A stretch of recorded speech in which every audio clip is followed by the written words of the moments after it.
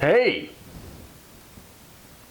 Welcome to Strip Cover Lit. I'm Adrian Fort. And I'm Dalton Gentry. And we are here with you today for this week's Writer's Quote of the Week. See, you just ruined everything. I'm so expecting a very clean-cut hello. Anyway, the Writer's Quote of the Week.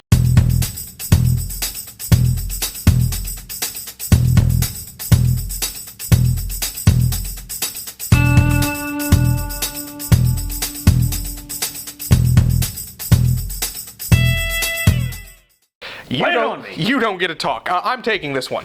I have been reading Ernest Hemingway's A Movable Feast lately. Yeah. That's been mentioned in a few of our videos, my book haul. But this quote comes from Gertrude Stein. We haven't talked about Gertrude yet, and I have a passion for Gertrude Stein. So she says to Hemingway. She says, hey. Hey, Hemingway. You should only read what is truly good or what is frankly bad. Hit me again. You should only read what is truly good or what is frankly bad. Hit me again. You should only read what is truly good or what is frankly bad. How do you feel about that? I like it because I picked it. That's really the only reason. No, I think this is a good quote for both readers and writers. Because I think what Miss Stein is trying to say here is you have to read. You have to read and you have to make the decision what is good and what is bad. But while you're doing that, you need to keep up with current trends. You need to be on that hot list. You need to be reading that hot list. And when somebody says this book's awful, you need to read it and you need to either agree with them or tell them why they're stupid. See, it says something a little bit different to me, though, because you said you have to be reading that hot list. But the omission is obvious in that quote, that you do not need to read the stuff that is meh work. Meh, yes. Right? But how do you know what is meh work? You have to read it. Right. That is the only way to find out. You have to read it. But how do you know? If it's meh work, you're not supposed to read it. But right? see, I think that's another thing. If I sit down and say, hey, Adrian, yeah, you got to read A Movable Feast. Right. Hemingway. Right. It's good. Yeah. It's truly good. Okay. You go read it. Because it's got Hemingway's name on it. So inherent in that is the fact that you were depending upon a writer's community.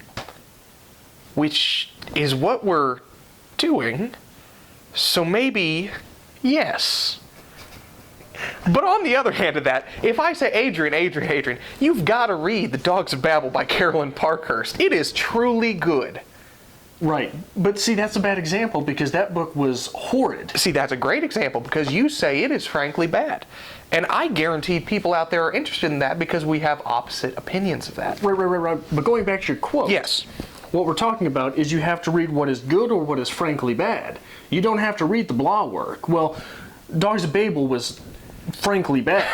But what I think the main thrust of that quote is to say, you've got to be white hot about things, whether they're white hot bad or white hot good. Mm-hmm. And you need to be figuring out what it is that makes the bad bad and the good good. But the meh, the blah, where does that leave you? And I think we need to take a moment to think about Gertrude Stein here. And maybe it's just because I'm a huge Gertrude Stein fan. Are you? In conception, yes. She was an innovator for her times. Right. Very, very ahead of her times, and very opinionated. Very. And for her time, an opinionated lesbian woman is going to be a controversial character. Easy as that. Okay. But for her to be able to say at this time, you need to sit down and be able to say, this is good or this is bad. That is what she did. That is how she made her living. You know, I guess I hadn't completely conceptualized that part of it. Is she telling you that everything is either good or frankly bad? And that could be the argument there, but I think just to have the willingness to say it.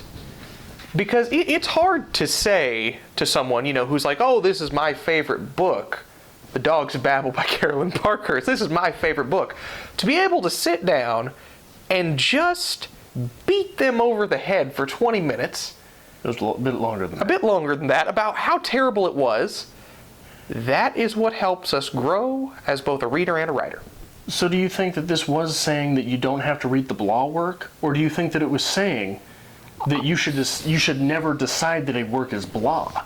I think you should never decide that a work is blah. I think you have to read everything you can, and you have to decide whether it's good and we can say we can take this from it because it's good, or it's bad and why was it bad. Far out, man.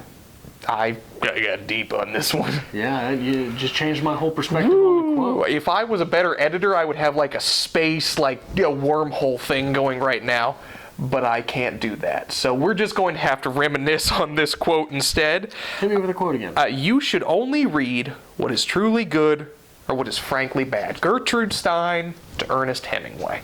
She said should, though. She didn't say will. Yeah, you just want to argue this with me now at this point. It's not that you will only. I was read what is poignant truly for good or 5 frankly seconds bad. in my life. Let me have it. And I'm going to end the video with that. that you should. What do you think about Gertrude Stein's quote? Are you just going to lip words at me now? I was trying to make it like you cut my mic. Oh, well, no. You are the editor. Well, no, I'll just cut your audio. I can do that. Carry on. Let us know what you think. Let us know what you think of the quote below. Should I cut Adrian off more and just make this the Dalton Gentry hour? We'd love to hear your comments. What quotes would you like for us to use next? We're running out. Thank you for watching. Thank you for watching another episode of Strip Cover Lit. It is part of our goal to bring you literature. Be that from the writer's perspective, the reader's perspective, be it from film, books, poetry, no matter what. That's part of our goal here. The best of literature and writing almost every day of the week. Right. So if you noticed something here that brought value to your writer's life, we'd really appreciate it if you hit that subscribe button. That really is what pushes us. I mean, we wake up every day, we're like, hey, how many people are actually following? How many people are watching? What can we do here? So make sure you're hitting the subscribe button. Join us every week, actually. Monday, we'll start your week off with a 6 list, get you back into your literary week. Tuesday, we'll hit you with our reader's review. Book review, pretty simple, easy, straightforward. We'll go back into another 6 list on Wednesday. Thursday, we do a little bit of something fun. We'll do challenges, we'll do tags, Maybe book hauls. Maybe a makeup challenge. A makeup challenge. A We'll see tutorial? what's coming. Friday, we'll hit you with a writer's quote of the week, get you through the weekend, make you think. Saturday, we'll hit a writer's workshop of the same book that we covered in the reader's review. And Sunday, we'll try to get our normal lives back in order to come right back on Monday. So make sure not only that you hit the subscribe button, but that you follow us on Twitter at StripCoverLit, at StripCover. At StripCover on Twitter, because on Facebook, we're at StripCoverLit. And on Instagram, we are... On Instagram, we are StripCoverLit. I don't have the internet. I know you don't. Make sure you hit that subscribe button, guys, and we'll see you next time.